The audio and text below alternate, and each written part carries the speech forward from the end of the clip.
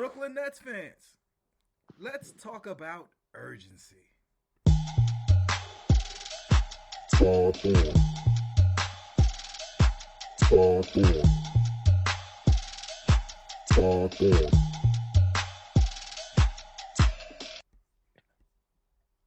Bam. Yes, sir. I don't feel very good right now. We got Kyrie back. The evil mandates are over. Uh,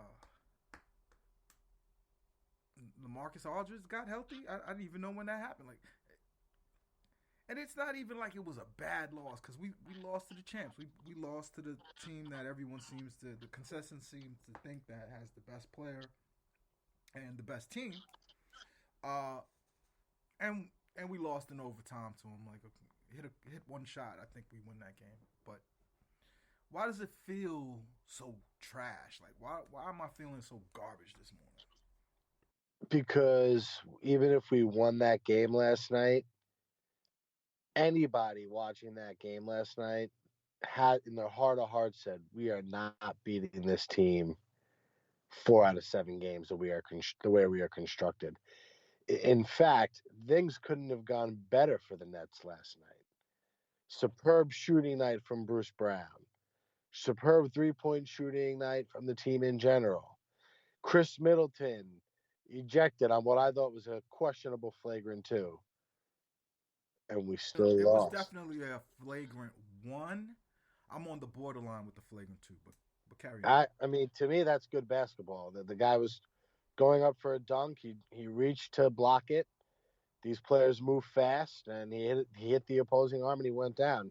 In But he 1990, snatched the arm though. it, He hooked and yanked the mm, arm while the dude was in the air. Now I understand it's in happening very fast. in You know, 1994, that might have been a side out. I know, but it's not 1994. Yeah. So, but anyway, I if you watching that game last night, Milwaukee is just better than the Nets. They have better coaching. They have more cohesiveness. They have uh, conviction and confidence in the shit that they're trying to accomplish. They have an established style of play. They have a deep roster that can play different types of lineups. They can switch no matter who they're playing. There's no mismatches. They don't have Kyrie Irving guarding Giannis under the basket. They're just better than the Nets. Right. And Ben Simmons would definitely help, but the Nets need an offseason to retool this roster, take a step back, and maybe take this on the chin here where they say, man, this isn't going to be the layup we thought it was. So I'm gonna push back on a couple of things. The first one is that I don't think people, especially since he's been playing well, I don't think people really recognize like how much of a disadvantage it puts you to have Bruce Brown on the court. He's played so good. I love his energy. I love his spirit. He's a bench player. But he's a bench player, and not only that, he's indicative of everything that we've done wrong in the past 3 years. Now it warms my heart and aggravates me to no end that now people are making suggestions that the Nets need big wings. Oh, really? Who's been saying that for the past 5 years? That people were mad at because I didn't like Travion Graham, because I didn't like at power forward, because I didn't like Bruce Brown at power forward, because I didn't like uh, uh, Garrett Temple and Torian Prince, guys who've never played power forward and have never really. They're not big. They're just wings, but they're not big wings. They're not the wings that have to defend these type of guys in the NBA. And every team that's serious about a championship has one guy who could at least hold these gigantic wings. Let's name them. LeBron James. Kevin Durant is one, right? They have guys to guard Kevin Durant. Three of them in their starting lineup. Let's be clear. Mm-hmm. Last night, Giannis sunned Kevin Durant in every imaginable way. Yes. He bitched him on the offensive end, and Durant's numbers look decent. He ate him up on the other end too. Durant could not get shots off for long Right, stretches of this game. but I don't feel like, again, you could flatter a player He's better from than Durant. he he's he's not, yo. I He's not more skilled, but he's he's a not. more dominant NBA player. You cannot stop this. The Nets in particular have no answer for him. This is He so does hilarious. whatever he wants. He's Can it's the physicality. but it's the reason why he does whatever he wants is because we're playing in a three guard lineup. No matter what anyone tells you, if you're playing against the Milwaukee Bucks and you come out with Seth Curry, Bruce Brown, and Kyrie Irving, Kyrie plays defense sporadically, and it's frustrating to watch because sometimes He's played like shit. he, we'll get to that. He's played like shit. I'm gonna Fuck give you him. plenty of time to say that because I want to defend him a little bit, but and talk about how he's his own worst enemy.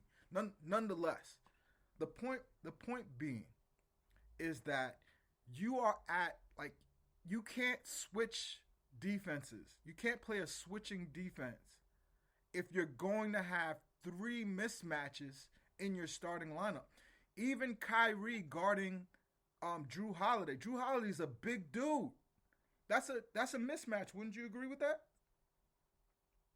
Yeah. Okay. So, but then you look on the bench and you say, all Yeah, right, we have them all over the. And to your point, we have them all over the floor. Seth Curry can't guard a fucking shadow, yep, and if and Bruce, Bruce can guard.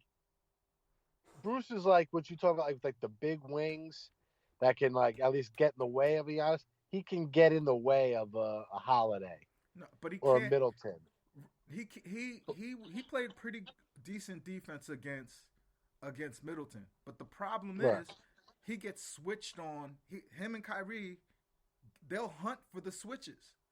Right. And when you have that many liabilities in one starting lineup, you're playing into the hands. But that's the plan. Let's not get this twisted. We came into this season, the roster was structured to play like this. At first, we started Blake Griffin, and he was horrendous. Blake Griffin shows you if you give him a run of games, he not only gets tired very quickly, he starts to get injured. His body can't hold up the pressure of Well, I think the Nets were thinking we're gonna have this all-time offensive trio, right. and we'll find that piece, whether it be the buyout market or the Mm-hmm. trade deadline. We'll find our piece, and then Or of one of these other, course like they everything tried to else went get to. big. They tried to get big in the They summer. actually the thing is they've actually solved the issue theoretically. Right. We were texting last night. The Nets don't have a big wing defender. You Oh, can't they have do. Kevin Durant guard Giannis. Correct. Like Kevin Durant can't guard Giannis. It was actually malpractice having Matt on him last night. I, But we'll skip over that for but another the day. choices are the choices are bad. You can't have Kessler on Giannis. You can't have Bruce No, Brown it's on Giannis. You can't have James Johnson on Giannis. You can't have Blake Griffin on Giannis. None of these guys have the foot speed, strength to you need a dude like Ben. You need a dude like right. you need an actual And big I'm wing. sorry. And He looks like a. Go ahead. I'm sorry. no, I was just gonna say, and we're and even though we have Ben right now, I feel like Ben was foisted on Sean Mark. I think he Yeah. would have played small ball forever, and you could kind of get away with it if you have James Harden that was here last year, but you could see that James Harden forcing his way out of the Nets kind of saved us in a way. It's very weird because we were a worse team before. We didn't get better. We didn't We get would be better. way better off. We would be way better offensively right now with Harden than we are. So, because the thing about Harden is, while Yeah. his ability to go by people has gone backwards. He is still a pick and roll threat to get the ball to the diver, to skip to the corner. We have nobody that can do that right now. Right. Nobody. Kyrie Right. Irving is a terrible pick and roll player. It's He does. crazy to watch. He's It's just a fucking scorer. He brings nothing else to the table. Matt. I'm not as mad at Kyrie for his play as you are because I feel like I feel like I feel like the, Kyrie brings us other issues, but it's the way he plays has to be erratic. And if it's not making shots, like the way he zigzags to the basket, there's no I mean that's money coming from Kyrie. However, it short circuits everything that's happening around him, and when he realizes I can't score, he passes it out or misses, and it's like a free for all. It's almost like it plays into their hand. But I've seen this team play really well, and against the Bucks with just Kyrie and KD, but it was because of what we had last year.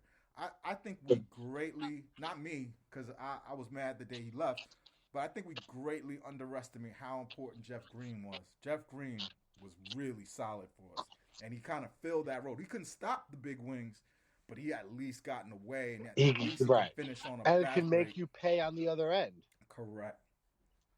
Correct. You know, last night's game was screaming for LaMarcus Aldridge because despite the scoring total we could not score last night, and the problem is they were going to double Kyrie or Kevin when they had the ball, stay home on the other one. So let's say Kyrie was being doubled, they're going to stay home on Kevin and say, fine, dump it to fucking Drummond. Yeah. Dump it to Bruce Brown. Like we have to have a threat or Claxton. There has to be a threat in that spot. But I want to go back to Ben Simmons real quick. And I said this to you guys last night. He looks like a fucking asshole on the bench. He is dressed like he is at the All-Star game. Like in the 90s when the guys would have the big camcorders there and they would watch the dunk contest and shit. He has yellow tinted sunglasses on the sideline at an NBA game with like four future Hall of Famers on the floor. The defending NBA champions are in your building that knocked your team out last year. A potential playoff preview. It felt like a playoff game, and this dude's wearing yellow tinted sunglasses. This is the National Basketball Association. I can't get mad at that. Like I don't. Oh, all these guys come dress on, like Am weirdos. I being a white boy? Is that what you're telling me? No. I'll tell. You know, I love to tell you when you're being a white boy, but Because I he think looks like a fucking asshole. But your real problem is that he's not playing. All of them look like assholes. Harden used to show up to the game looking like he's part of Yo Gabba Gabba. You know what? James Harden is engaged in the game on the bench. This guy looks like he's like a kid in class who's not paying attention.